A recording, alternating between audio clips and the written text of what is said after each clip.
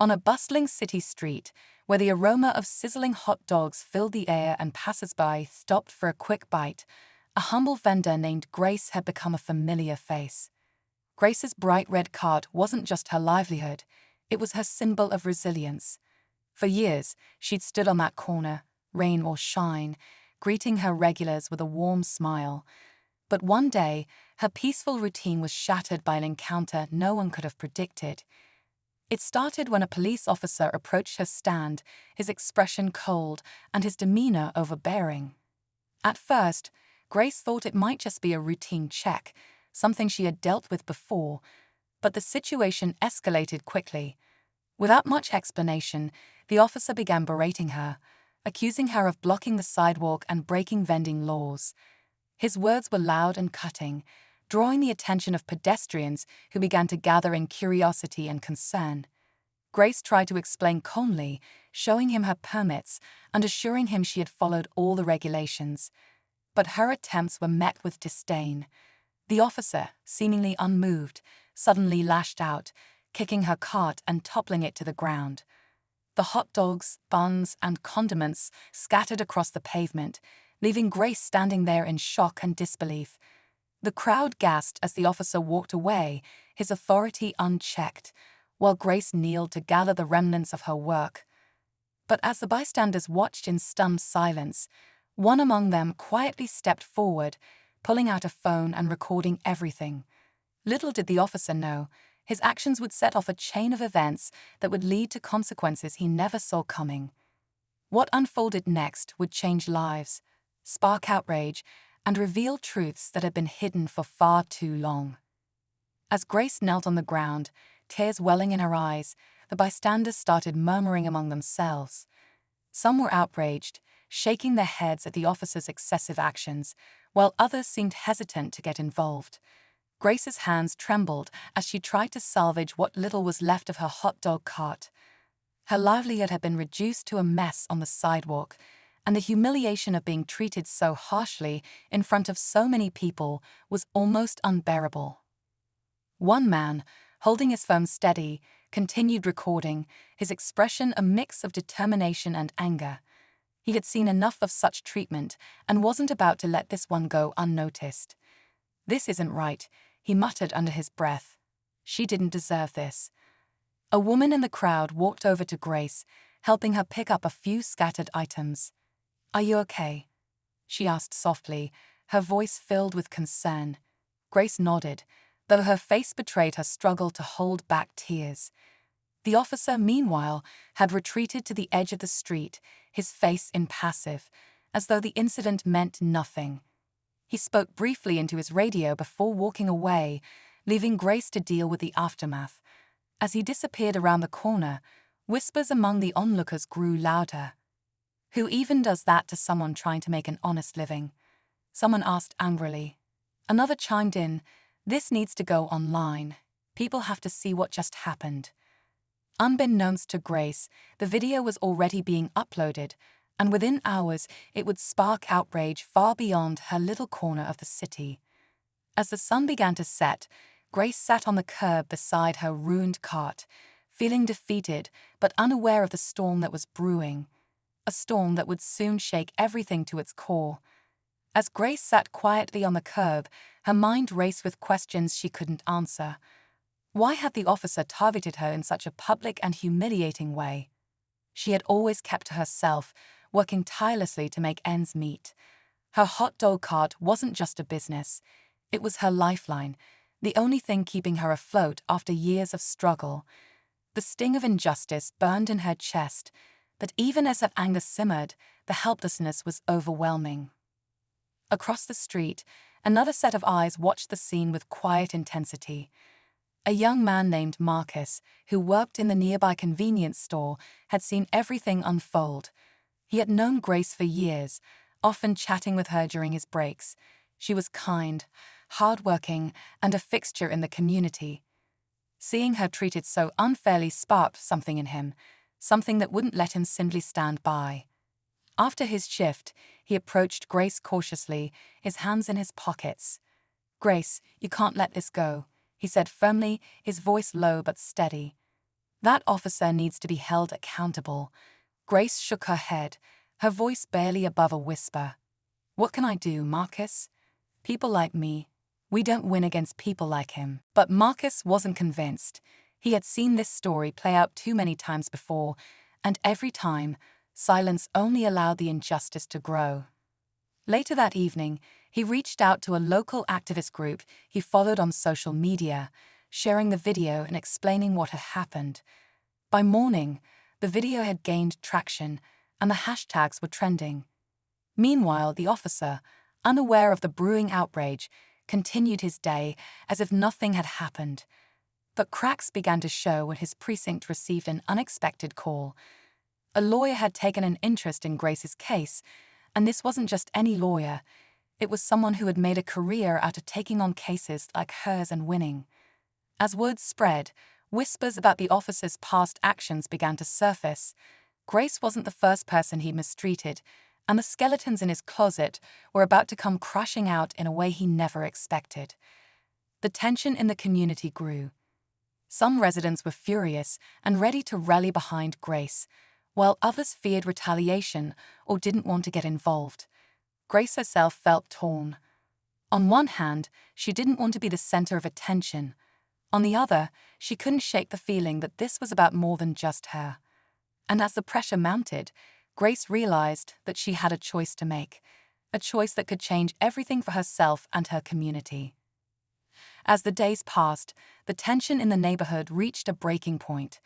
Grace found herself at the center of a storm she never asked for. Strangers began approaching her on the street, offering words of encouragement, while others suggested she stay quiet for her safety.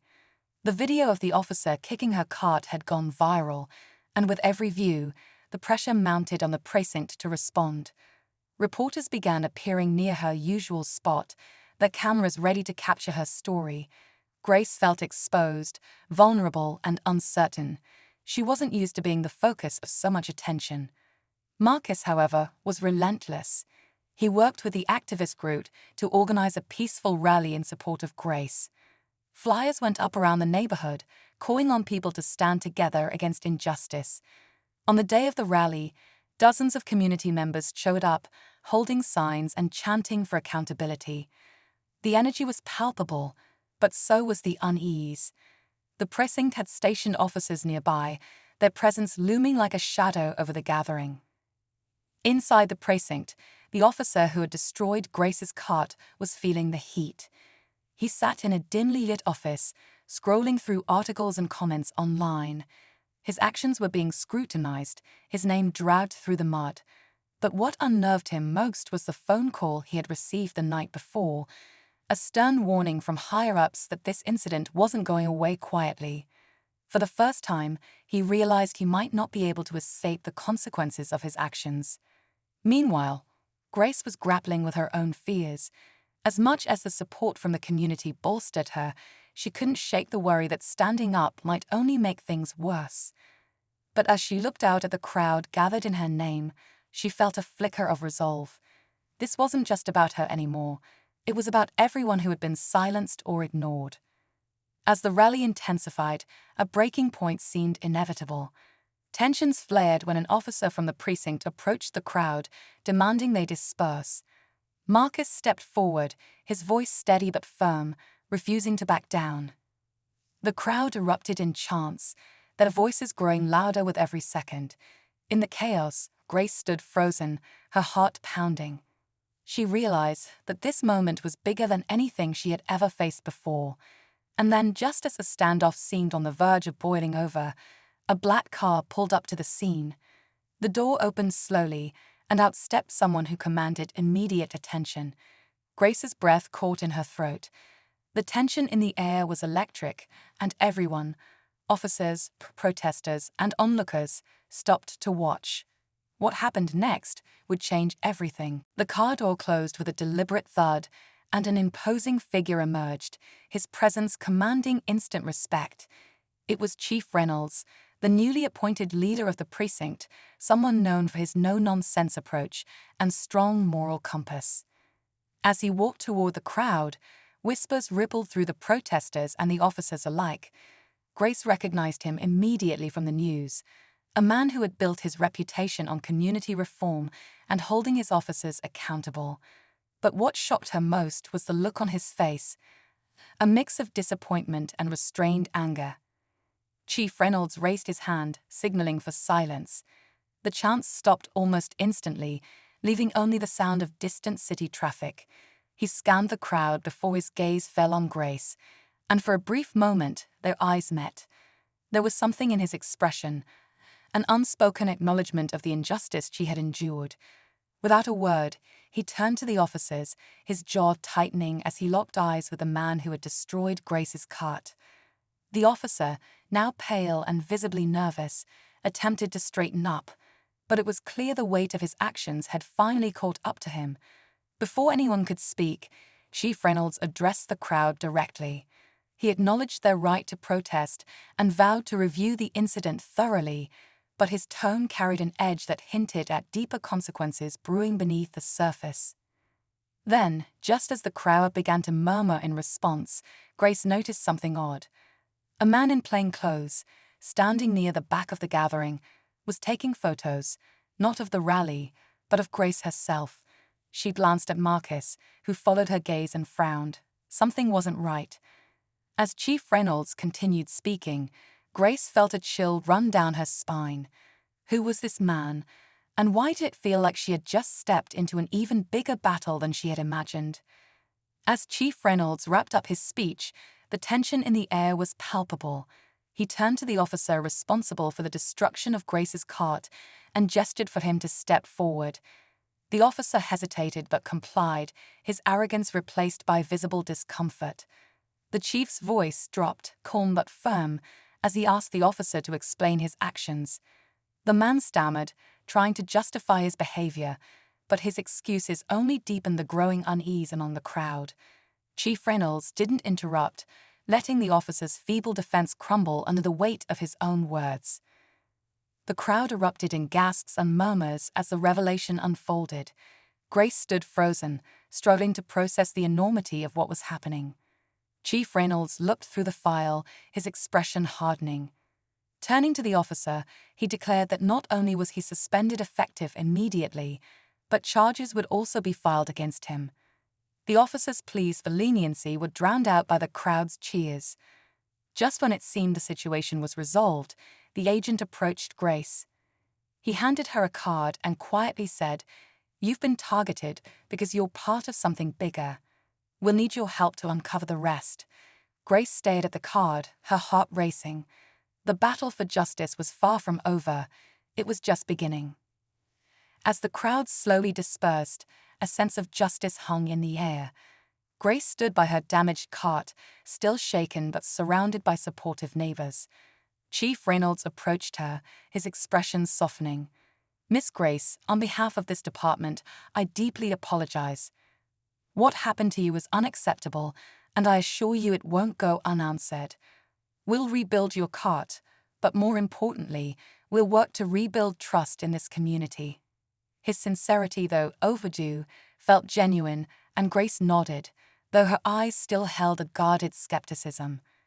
In the days that followed, the precinct underwent significant changes. Officers tied to the corruption scandal were removed, and Chief Reynolds initiated a community outreach program to mend the strained relationship between the police and the neighborhood. Grace's story became a rallying cry for accountability, drawing attention from local media. Donations poured in to help her rebuild her business, and soon her new hot dog cart was not just a symbol of resilience, but a gathering spot for neighbors to share their own stories. Meanwhile, Grace couldn't shake the words of the federal investigator. Though she wanted to focus on her life, she felt a growing sense of responsibility.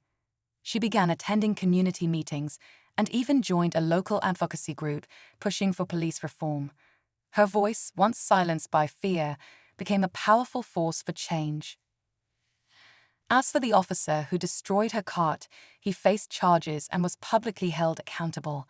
It wasn't just punishment. It was a message that actions had consequences, no matter the badge you wore.